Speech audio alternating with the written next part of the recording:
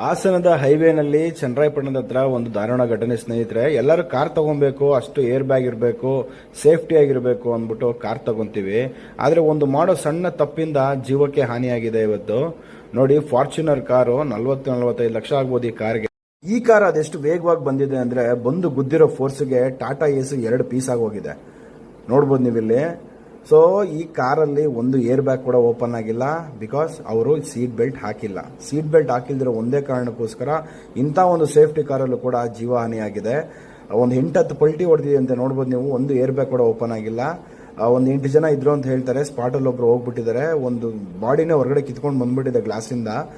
Car ಉಲ್ಟಾ ಪಲ್ಟಿ ಹೊಡಿಬೇಕಾದ್ರೆ ನೋಡಿ, ತುಂಬಾ ಸೇಫ್ ಆಗಿರಬೇಕು. ಈ ಕಾರ್ ಎಷ್ಟು ಸ್ಪೀಡಾಗಿ ಬಂದಿದ್ದಾನೆ ಅಂದ್ರೆ ಬಂದು ಬ್ರೇಕ್ ಹೊಡೆದ ತಕ್ಷಣ ಆ ರೈಟ್ ಸೈಡ್ ವೀಲೇ ಕಟ್ಟಾಗಿ ಹೋಗಿದೆ.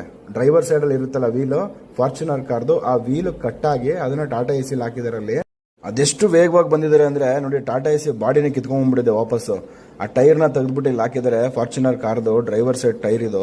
ಆ ಟೈರ್ ಮಾರ್ಕ್ ಕೂಡ ರೋಡಲ್ಲಿ ಹಂಗೆ ಕಾಣಿಸುತ್ತೆ ಇವಾಗಲೂ ಕೂಡ. ಅಷ್ಟು ಫಾಸ್ಟಾಗಿ ಬಂದ್ಬಿಟ್ಟು ಆ ರೊಟೇಟ್ ಆಗಿದೆ ಅಲ್ಲಿ ವೀಲ್ ನೋಡಿ. ದಯವಿಟ್ಟು ಎಚ್ಚರಿಕೆಯಿಂದ ಇರಿ.